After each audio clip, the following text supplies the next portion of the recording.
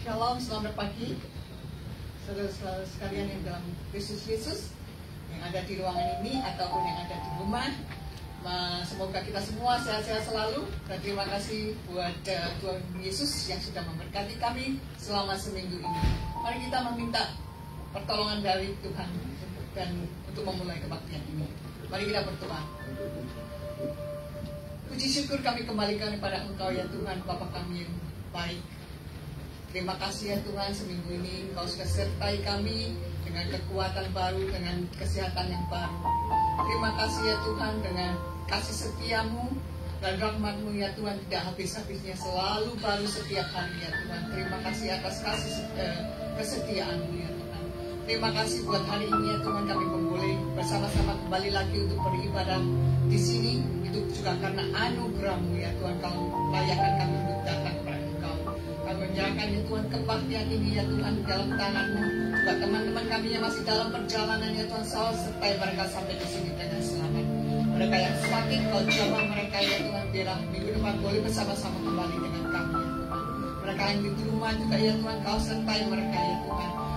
Terima kasih ya Tuhan, kami serahkan kebaktian ini ya Tuhan, juga dengan Pak Pipi yang akan menyampaikan firman-Mu ya Tuhan. Kau sertai, biarlah firman yang keluar dari mulut-Mu ya Tuhan hanya dari Roh-Mu sendiri ya Tuhan. Bekerjalah pada setiap kami ada di sini, bilang Roh-Mu saja yang ada di sini, bukan roh lain ya Tuhan, karena kami pusing di dalam nama Tuhan Yesus.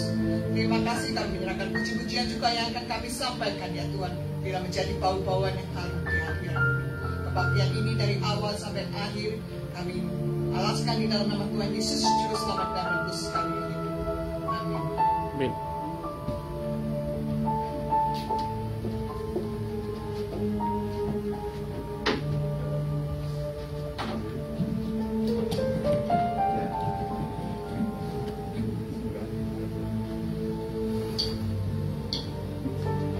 Umat Tuhan yang dikasihi, kita sudah masuk prapaskah yang kedua dengan bersyukur atas tuntunannya bagi kita. Marilah kita menaikkan pujian bagi Dia yang layak kita sembah dan agungkan. Umat diundang untuk berdiri, dan lagu yang pertama ini saya nyanyikan, kita semua akan nyanyikan demi untuk Ukraina, The Lord's Prayer. Silakan berdiri saudara-saudara.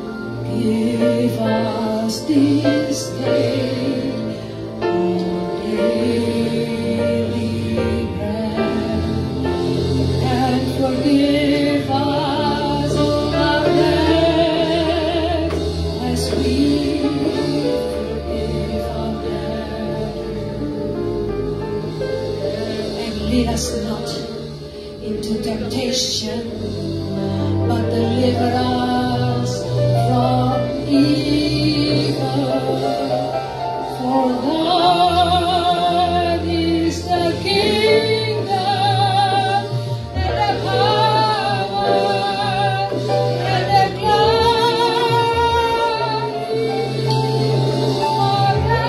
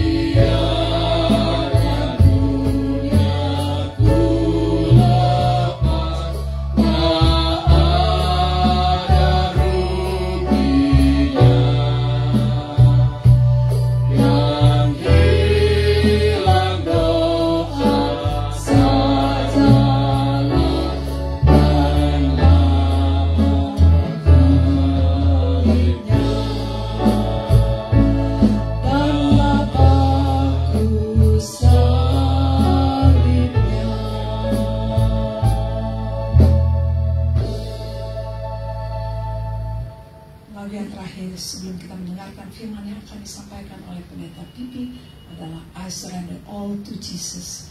Semua masalah dunia termasuk Ukraina kami serahkan ke dalam tangan Yesus.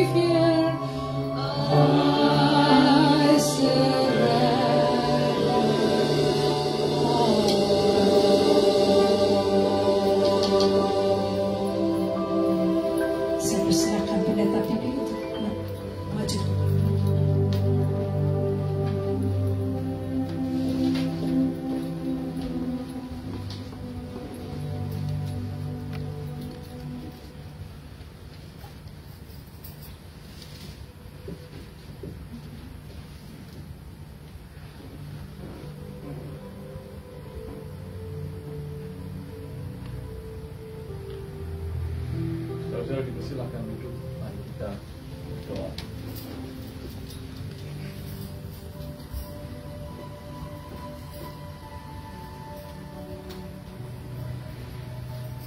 Mari kita berdoa.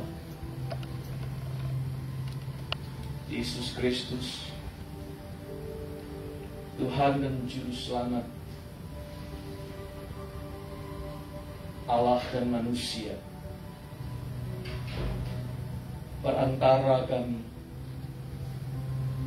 sahabat kami, penebus kami, kami juga Tuhan kami. Inilah hidup kami yang rapuh ini. Kami hendak serahkan ke tangan-Mu, supaya hidup yang rapuh, tubuh yang fana, manusia yang terbatas ini, di tangan-Mu Engkau pakai, Engkau kuduskan, Engkau sanggupkan untuk menjalani hidup kami sehari-hari sebagai anak-anak Tuhan yang memuliakan nama Bapa di tengah dunia ini. Biarlah firman-Mu bercahaya di hati kami, membedah nurani kami, dan memberi kepada kami terang cahaya untuk kami bisa melihat kebenaran dan berjalan di dalamnya.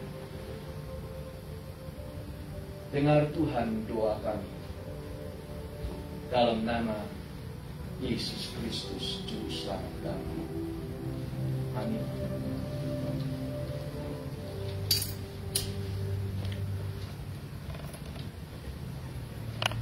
Dua Korintus 10 ayat 1-5 menjadi bacaan kita hari ini, saudara-saudara, di dalam tema spiritual warfare, peperangan spiritual.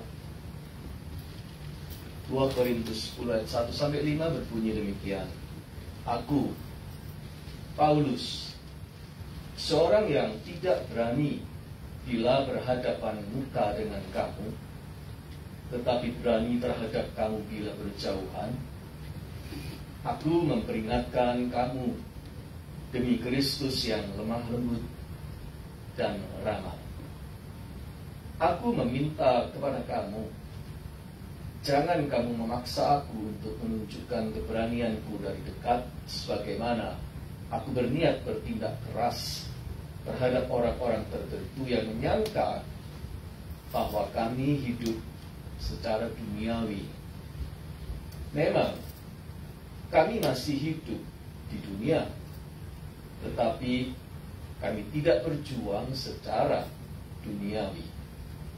Karena senjata kami dalam perjuangan bukanlah senjata duniawi, melainkan senjata yang diperlengkapi dengan kuasa Allah yang sanggup untuk meruntuhkan benteng-benteng. Kami mematahkan setiap siasat orang dan merubuhkan setiap kubu yang dibangun oleh keangkuhan manusia untuk menentang pengenalan akan Allah. Kami melawan segala pikiran dan menaklukkannya kepada Kristus. Demikian bacaan Alkitab. Berbahagia kita yang mendengar firman Allah dan memeliharanya. Hosana. Saudara sekalian, hari ini kita masuk dalam minggu yang kedua dari Prapaskah, atau kalau dulu sering disebut minggu-minggu sengsara sebelum Jumat Agung dan Paskah. Saudara sekalian, ada sebuah kutipan yang mengatakan begini: when you have control over your thoughts, you have control over your life. Manakala Anda mengendalikan pikiranmu, Anda memegang kendali atas hidup. Dari sisi iman, ini bisa menjadi pernyataan yang agak berlebihan. Karena siapa yang bisa mengendalikan hidup kita selain Tuhan? Tetapi tetap di dalam kutipan ini ada mengandung kebenaran di dalamnya yang perlu kita perhatikan. Sebab yang namanya pikiran kita dan bagaimana cara kita berpikir itu memang menentukan pilihan-pilihan kita, menentukan keputusan-keputusan kita, bahkan menentukan tindakan-tindakan kita, pikiran kita. Kita tahu berpikir itu saudara-saudara bisa diumpamakan seperti orang makan, betul. Kita sehat atau tidak, sebagian besar tergantung apa yang kita makan, bukan? Apa yang masuk dalam perut kita. Begitupun baik buruknya tindakan kita, ucapan kita, habit kita, itu tergantung apa yang masuk dalam otak kita, yang kita makan dalam otak kita. Kalau perut kita ini terus menyantap junk food, maka tubuh kita gilirannya akan sakit. Sedangkan jika otak kita ini terus mengkonsumsi pikiran-pikiran buruk, maka jiwa kita juga akan sakit. Berpikir itu mirip orang makan. Perut itu memberi makan tubuh kita. Otak itu memberi makan jiwa kita. Jadi sudah pasti di sini berlaku prinsip yang masuk itulah yang bakal keluar. In and out. Apa yang in, itu yang akan out. Oleh sebab itu sudah sepantasnya kita waspada dan bersikap selektif terhadap apa yang masuk di dalam pikiran kita. Tetapi justru disitulah masalahnya, bukan? Kebanyakan orang tidak terlalu peduli apa yang dikonsumsi oleh otaknya sendiri. Kabar angin, gosip, ditelan saja. Semua informasi, keranjang sampah, hoaks dikunyah. Pernah saya menerima satu hari, saudara forward dari teman, isinya semua berita hoaks. Sampai, ini lagi, capek. Tapi banyak orang suka menyebarkannya, memforwardnya, semua pikiran-pikiran sampah. Macam-macam hasutan yang murahan dimakan. Tontonan yang busuk diserap. Film-film teror dan horor dicerna. Bacaan-bacaan tidak bermutu disantap. Pikiran-pikiran kotor dinikmati. Games elektronik yang mempertontonkan kekerasan, violence dilahap. Kebanyakan orang tidak menyadari pikirannya makan apa. Bahkan orang tua, saudara-saudara, banyak yang tidak peduli apa yang ditonton dan dinikmati oleh anak-anaknya lewat berbagai media elektronik. Atau kalau tidak peduli, tidak terlalu menyadari. Ada begitu banyak games dengan visualisasi kekerasan dan sadisme yang dilahap anak-anak setiap hari. Sebentar-sebentar tembak, sebentar-sebentar tusuk, sebentar-sebentar tebas, lalu darah nyembur kemana-mana, dinikmati di dalam games. Jika yang masuk model begituan, jangan heran yang kemudian keluar nanti adalah tindakan agresi, tindakan kekerasan. Kalau menghadapi masalah, solusinya adalah pukul. Kalau menghadapi masalah, solusinya adalah kekerasan. In and out. Apa yang dimakan, itu yang keluar. Pernah ada sebuah penelitian, saudara-saudara. Ada 100 anak preschool yang dijadikan dibagi menjadi 4 kelas. Masing-masing isinya 25 anak. Kepada kelas pertama diberi tontonan peragaan langsung, live. Seorang pria memaki-maki boneka dan memukuli boneka itu dengan tongkat. Itu tontonan live kepada kelompok pertama, 25 anak. Kelompok 25 anak kedua dipertontonkan adegan serupa itu, tapi melalui televisi, nggak live. Kepada kelas yang ketiga, 25 anak lagi lain dipertontonkan adegan serupa itu, tetapi dalam bentuk film kartun, bukan orang beneran. Kepada kelas keempat, 25 anak sisanya tidak dipertontonkan adegan seperti itu, melainkan diajak bermain dan bernyanyi bersama. Sesudah itu, kepada semua anak diperhadapkan sebuah situasi yang membuat frustrasi. Lalu coba diamati bagaimana mereka bereaksi, bagaimana mereka mencari solusi. Hasilnya apa?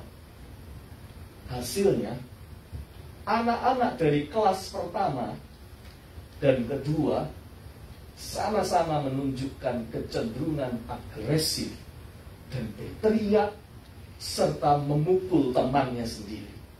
Dalam kefrustrasian, mereka itu teriak-teriak dan memukul temannya sendiri. Begitupun anak dari kelas ketiga. Hanya tidak segarang yang nonton film kartun itu, tidak segarang 2 kelas yang sebelum. Yang paling soft, paling terkendali sikapnya adalah anak-anak dari kelas yang keempat, yang tidak dipertontonkan adegan kekerasan.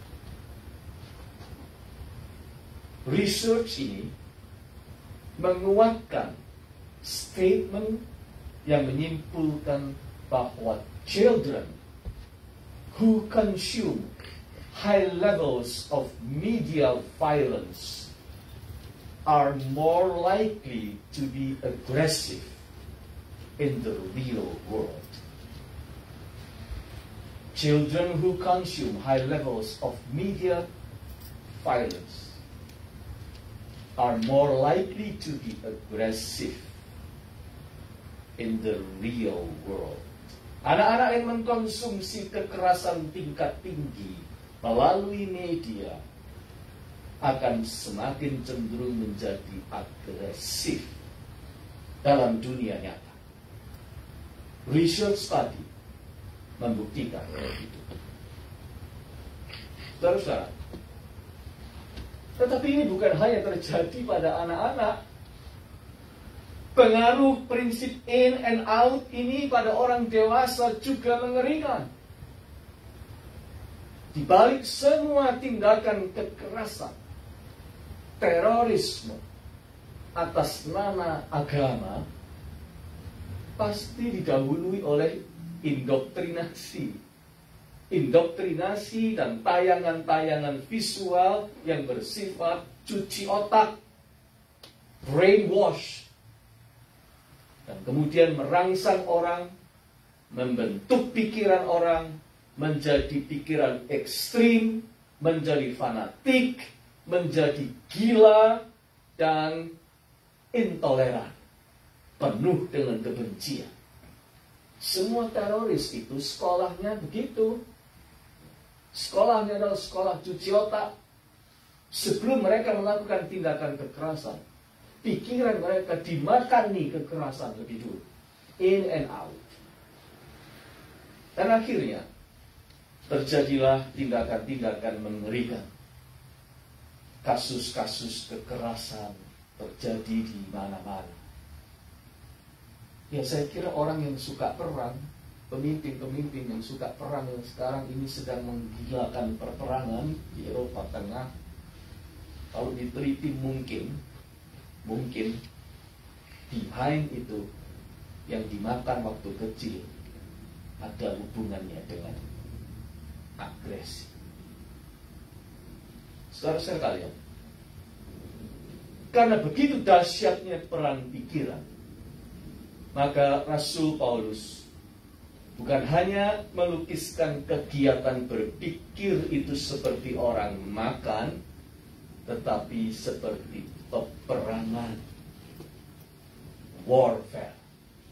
Pikiran kita ini medan perang, peperangan rohani, spiritual warfare ada di sini.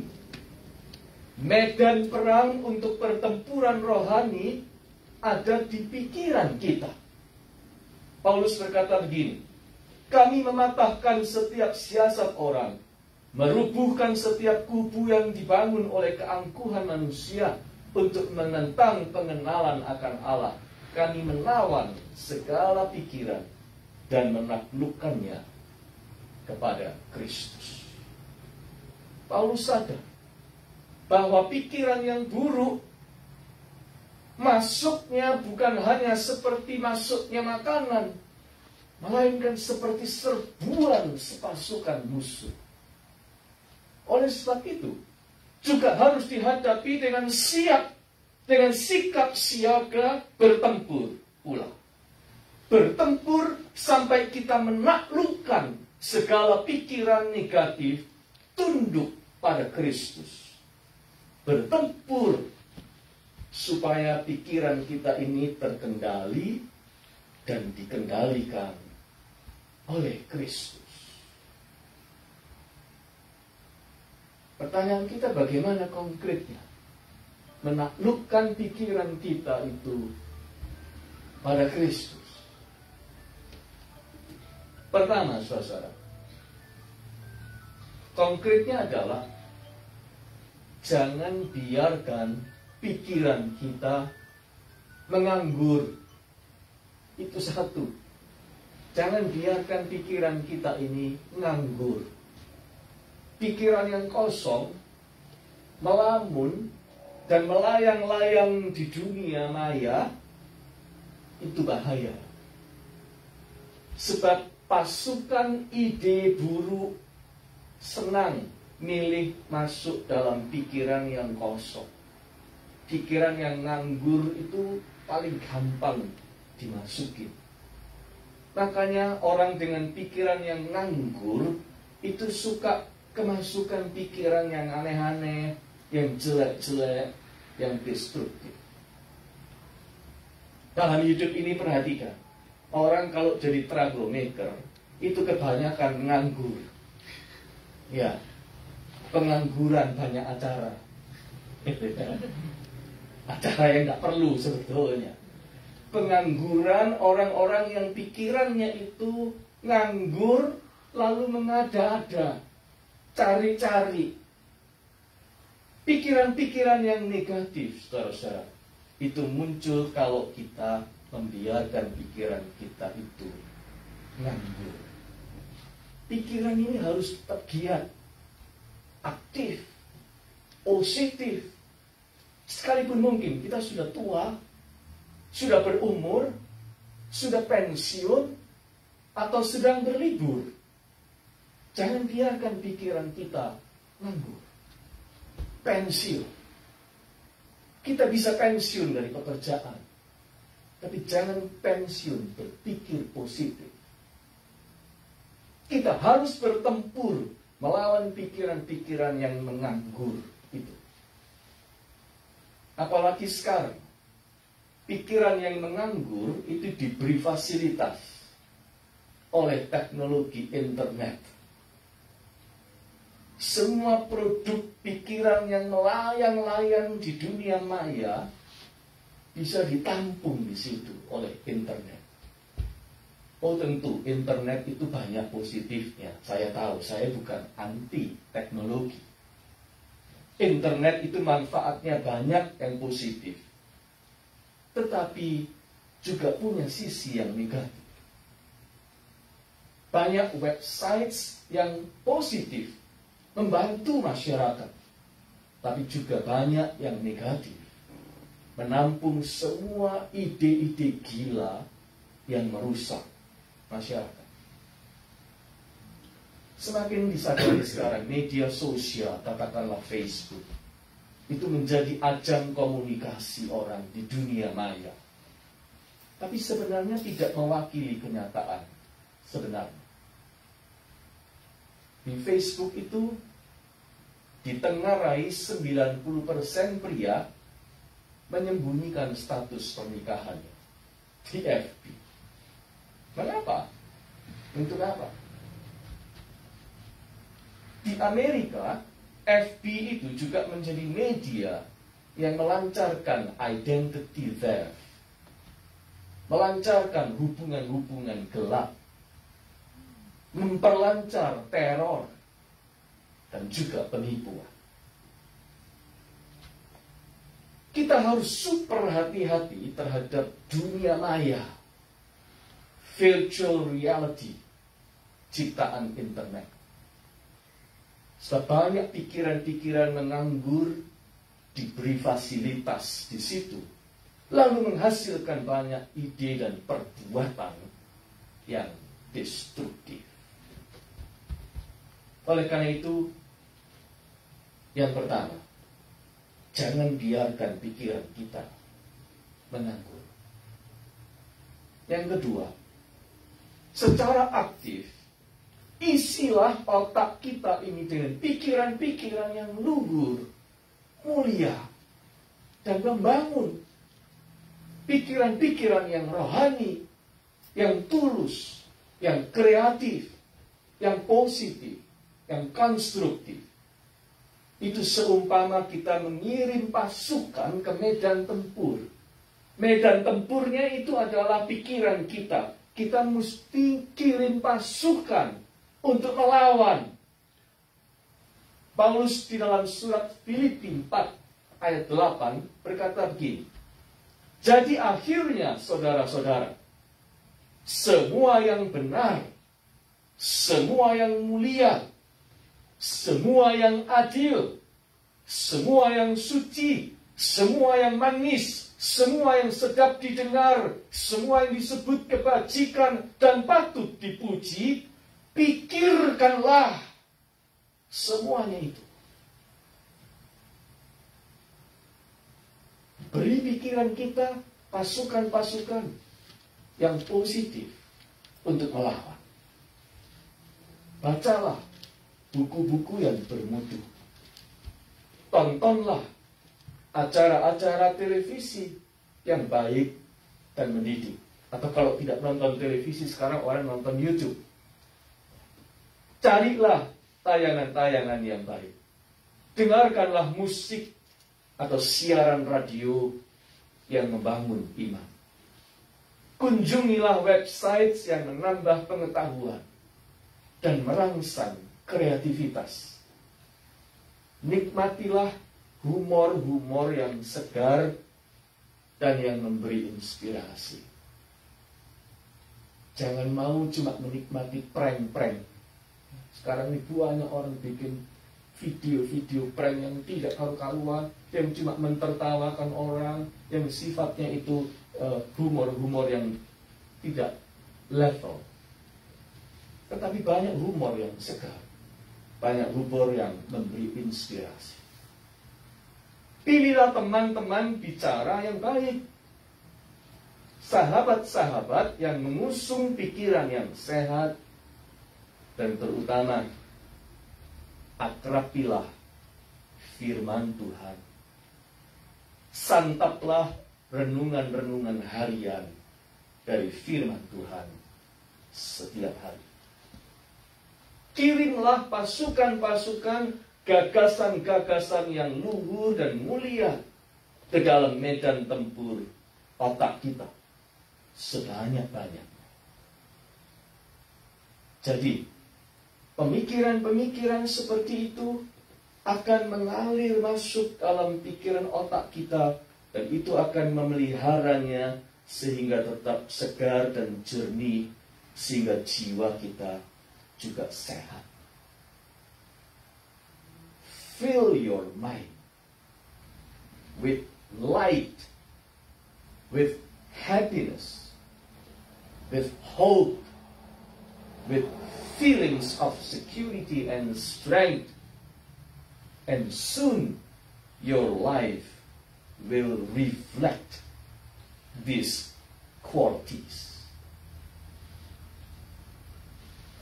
Apa yang kita masukkan, itu yang akan keluar, akan terrefleksi. Namun kita juga tahu, saudara-saudara, bahwa kenyataan hidup keras. Seringkali kerasnya tidak kenal ampun.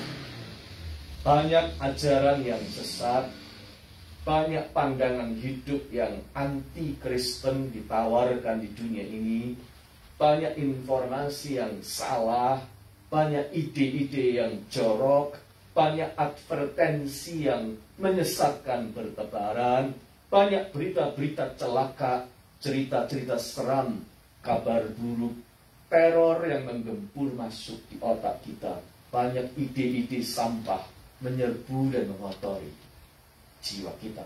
Dunia kita ini memang a broken world. Dunia yang sudah rusak. Itulah pentingnya nasihat yang ketiga, yaitu tolaklah pikiran-pikiran yang negatif yang merusak itu. Pikiran-pikiran yang jorok, keluh kesah yang berkepanjangan, prasangka-prasangka buruk, isu-isu yang menghasut, kekhawatiran yang berlebih-lebihan, kebencian yang meluap-luap, rencana-rencana yang jahat, siasat yang licik, all the negative thinking. Say no kepadanya. Tolaklah pikiran-pikiran negatif. Tangkallah, lalu segera digantikan dengan sebaliknya. Replace dengan pikiran-pikiran yang positif. Disinilah pentingnya langkah yang kedua tadi.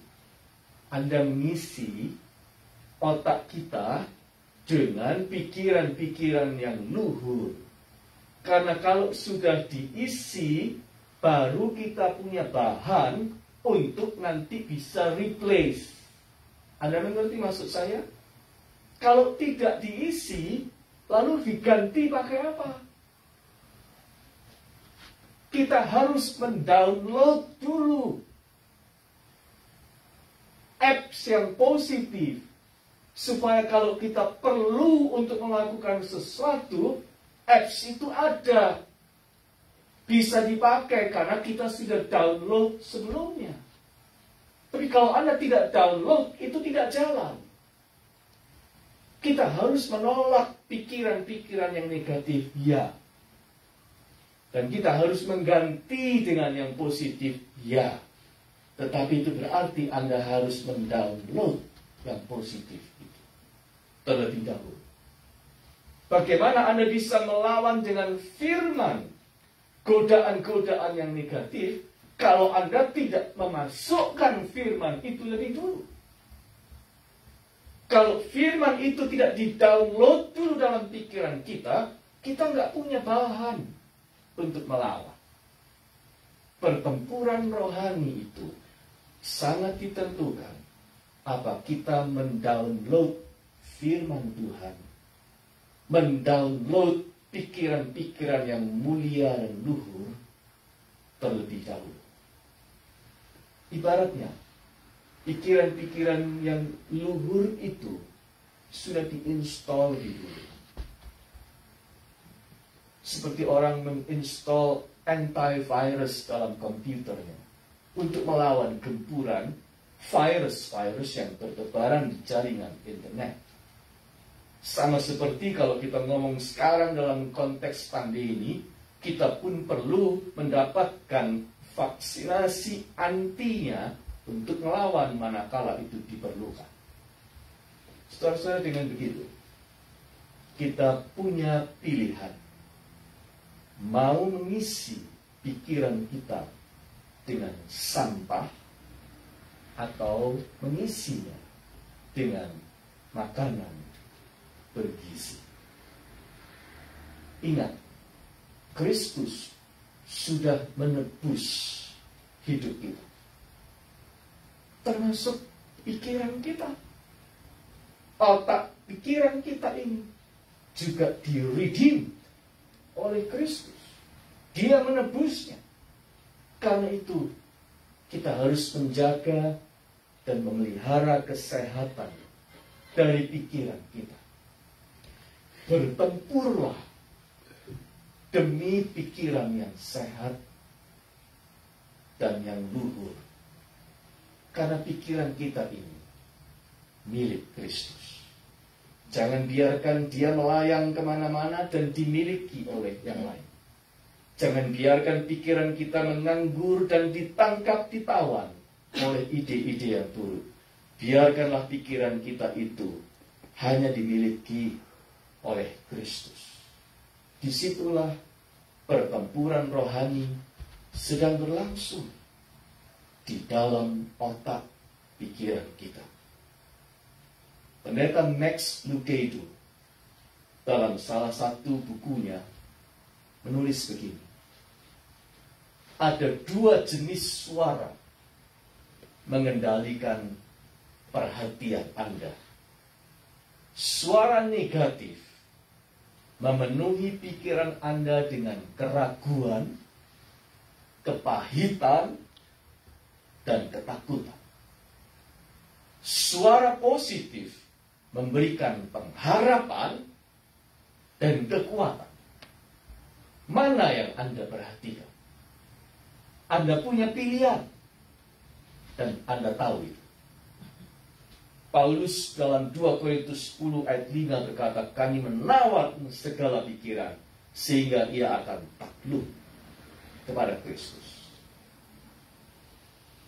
Apakah Anda akan membiarkan setiap orang mengetuk pintu masuk rumah Anda? Semua orang yang mengetuk pintu minta masuk, Anda masukin.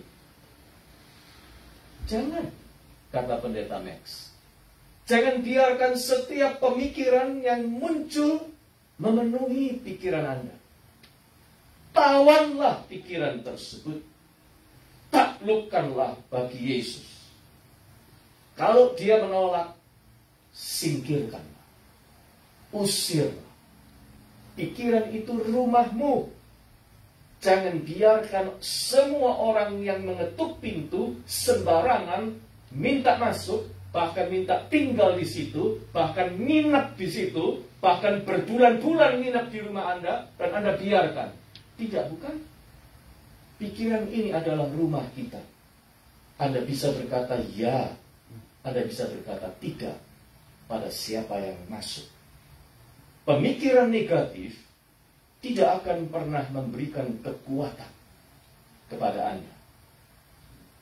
Berapa kali Anda mengomel saat lalu lintas macet? Apakah dengan mengomel akan membuat lalu lintas menjadi lancar? Kata pendeta Max Lucado, tidak.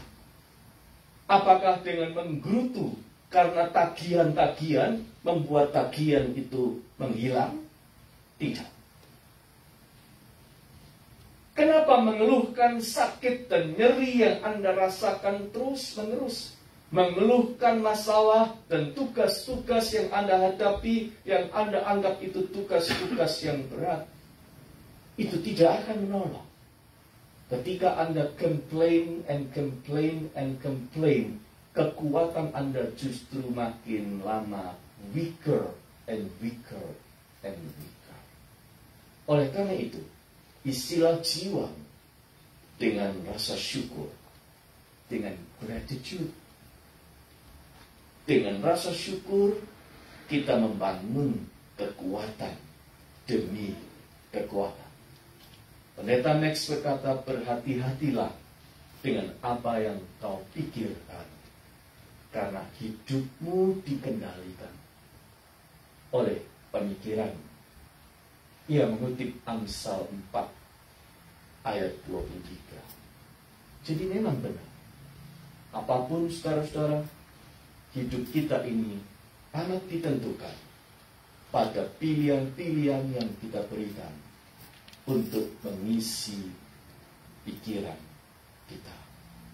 Oleh karena itu, mari kita minta Tuhan mengendalikan rumah pikiran kita ini. Mari kita undang Tuhan untuk selalu hadir dalam rumah pikiran kita. Firman-Nya singgah secara rutin. Pikiran-pikiran yang positif kita tanam, supaya apa yang in itu yang akan out dari hidup kita. Tuhan memberkati kita semua.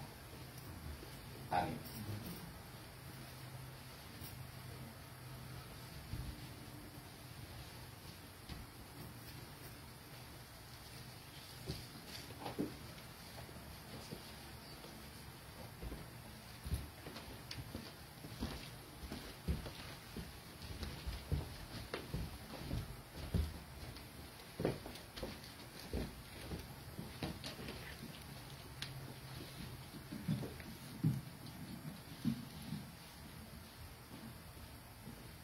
Terima kasih kepada Pak Pipi yang telah membawakan firman Tuhan. Biarkan firman Tuhan itu bisa kita simpan dalam hati kita, dan kita akan melakukannya supaya kita bisa menjadi terang. Kita akan memasukkan hal-hal yang positif. Mari saudara, kita diberi kesempatan juga untuk berdoa pada siang hari ini. Kita akan bersama-sama berdoa. Terima kasih ya Tuhan, apabila kami bisa hidup bersama dengan Tuhan, karena sungguh hidup ini begitu sulit. Banyak hal-hal buruk yang kami hadapi ya Tuhan. Kami takut dan gemetar, tapi ya Tuhan, kami mempunyai Tuhan yang besar, Tuhan yang berkuasa ya Tuhan. Engkau yang punya langit dan bumi, yang kami percaya ya Tuhan, dan kami mau berserah kepada Tuhan. Tuhan, biarkan Tuhan memimpin kehidupan kami melewati hari-hari ya Tuhan. Terima kasih ya Tuhan. Kami juga berdoa untuk seseorang kami yang lemah tubuh ya Tuhan, Ciling yang akan operasi kaki ya Tuhan, dan Pak Hadi dan Ciling yang belum sembuh ya Tuhan. Biar kiranya Tuhan mempunyai rencana dan rancangan Tuhan begitu indah bagi Pak Hadi dan Ciling. Oh Tuhan, bagi saudara kami yang sedang dalam proses penyembuhan, tim Udon dan yang lainnya ya Tuhan, biar kiranya Tuhan mengingat mereka semua ya Tuhan. Ya Tuhan, jauhkan juga kami yang sehat ini dari segala penyakit ya Tuhan. Biar kiranya kami diajar untuk diberi hikmat juga untuk makan makanan yang baik ya Tuhan bagi tubuh kami. Terima kasih ya Tuhan. Kami juga berdoa untuk Amerika ini ya Tuhan. Biar kiranya kami berdoa untuk negara kami yang kami tinggal ini ya Tuhan. Biar kiranya Tuhan ikut campur tangan ya Tuhan. Jangan sampai mereka ya Tuhan meninggalkan Tuhan, karena Engkaulah yang punya negara ini ya Tuhan. Tuhan tolong ya Tuhan. Biar kiranya kebijaksanaan hanya daripadamu ya Tuhan bagi pemerintah Amerika ini. Ya Tuhan, terima kasih ya Tuhan, kami menyerahkan doa kami ini hanya di dalam nama Tuhan kami Yesus Kristus. Amin.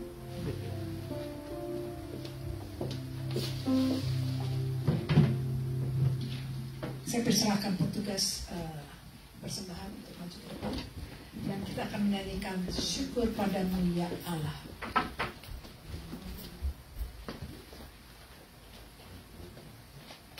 Syukur padamu ya Allah,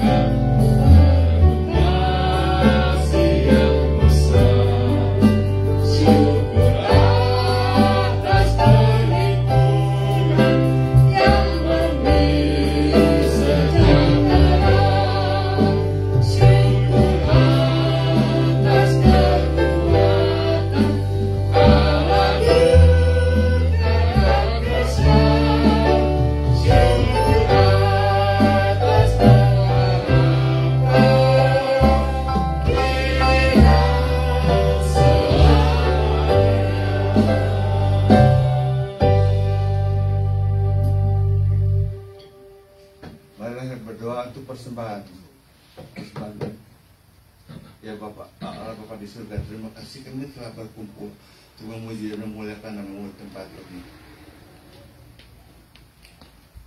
Terima kasih atas berkat yang telah Kau berikan dalam kehidupan kami setiap hari.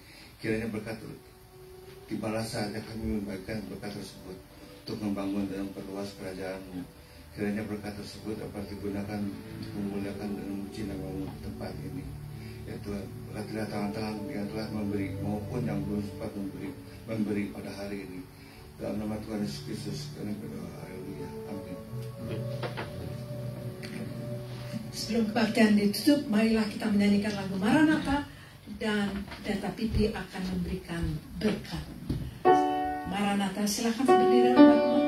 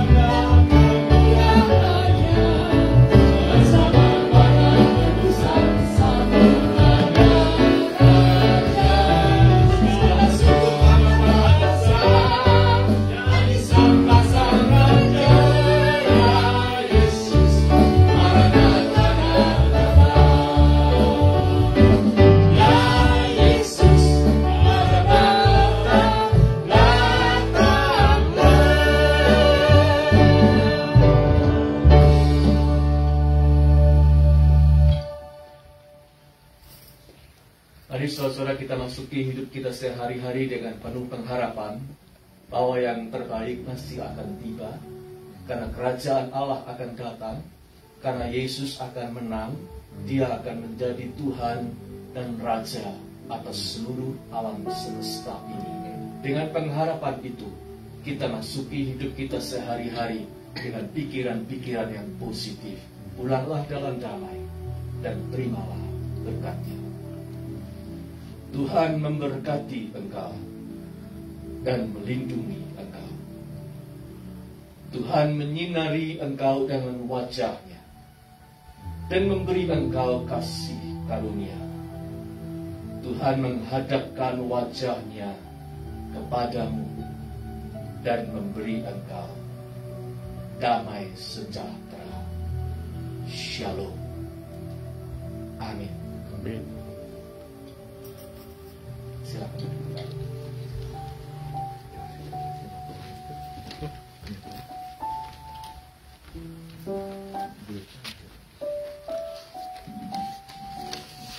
Kebaktian selesai, saat teduh, dan ada pengumuman minggu depan yang membawakan firman adalah Pak Robi. Pak Robi siapa namanya? Otto Wilajo.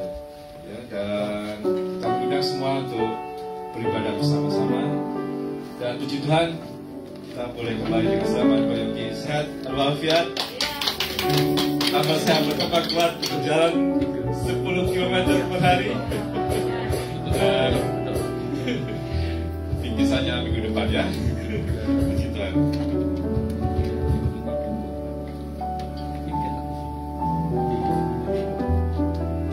Ya, kalau ada itu, ada yang mau renungan-renungan dari Pak Pipi membawa, dan boleh tanya berapa Pak itu per bukunya?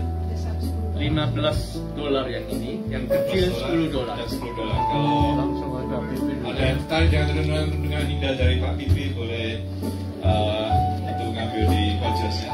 Terima kasih Pak Pipi. Saya ambil sekalian. Ya. Terima kasih. Ya.